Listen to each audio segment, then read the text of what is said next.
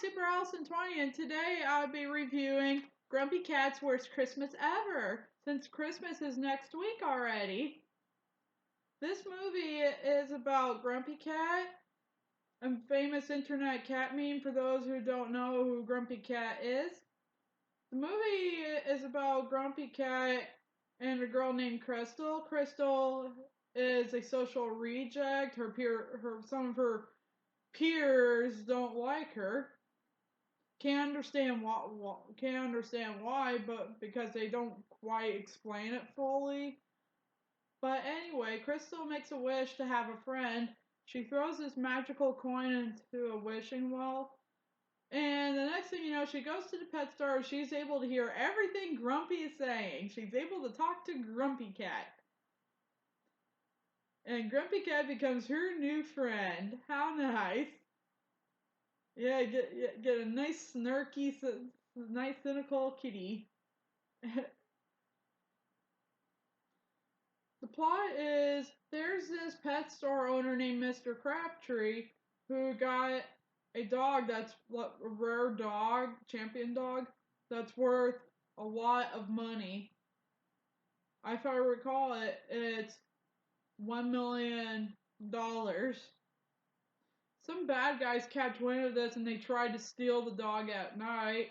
And Crystal sneaks into the pet store just so she could talk to Grumpy.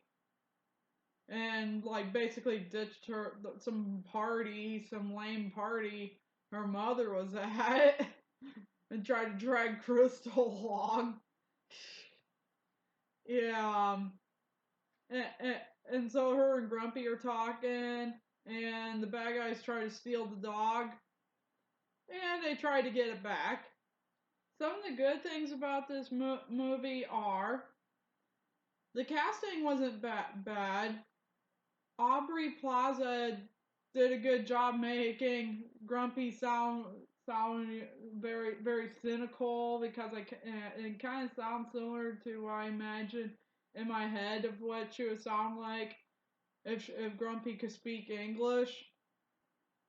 Grumpy herself is cute and funny, like the little cute like here of the little Santa cat, and she's like, ho ho no. And the editing, the lighting is pretty good. It does keep a relatively good, okay pace. There's like some funny, silly stuff in it too. Like Grumpy Cat's like buy my merch basically. And they kind of had fun with with their product placement, like Lifetime movie and Grumpy Cat's merchandise. Yeah, they just made fun of it. And Grumpy's like, everybody needs a sponsor, and it's like the way they did it was pretty fun, made it pretty funny in the movie. Some of the cons of this movie, they're not movie breaking.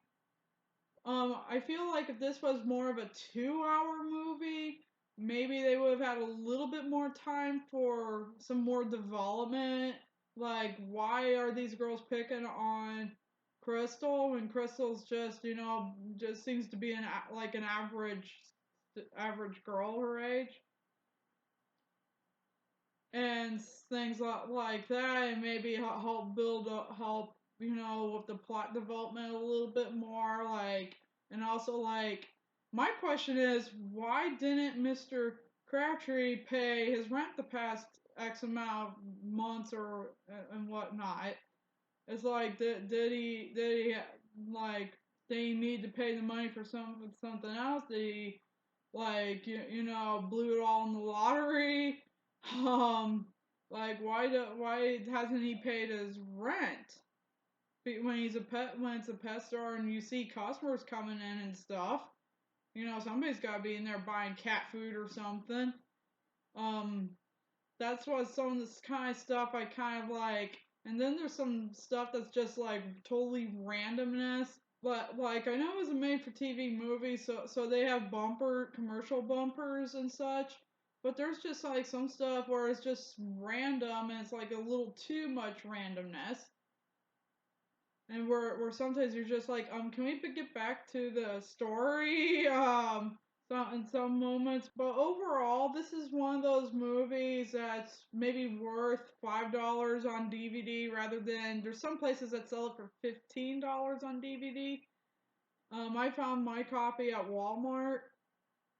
It's one of those movies you have to go into with low expectations. Don't expect it to be like the Christmas Carol or anything like that. It's basically what it is. A made-for-TV movie that was originally aired on Lifetime with a cat that was an internet meme, just being, snarky, cynical, and witty. And I think the most developed character is Grumpy. In my personal opinion, anyway, the most developed character is this little girl right here. Yeah, she's pretty cute, even though she's grumpy. Anyway, this is one of those movies that you get for like $5 or something. You put it on. You have some. If you come in with low expectations, you may have some laughs out of it because it's one of those movies that's just meant to be entertainment. It's not supposed to really be anything like life changing or anything like that. It's just like a silly, goofy holiday special that that you put on. You have some laughs. It's a pretty tame movie, pretty much for the most part. So you can put it on, like like if you have kids or like a nephew or niece or something or younger cousin, they could watch it. But it's also entertaining for adults too. And it's just like so strange and it's kind of a little strange to me and stuff because it's like because the star is just grumpy, but she's like likable. And this is one of those movies that if you could get a chance to see it, I would recommend it. I give it 7 out of 10 stars. Do I think it's worth $15? Nah, more like what I paid for it, $5.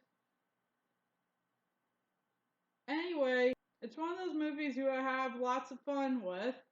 And it may make a nice, little like $5 present if you know somebody that's a fan of Grumpy Cat.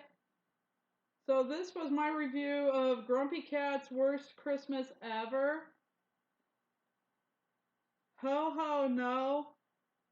This has been Super Allison 20.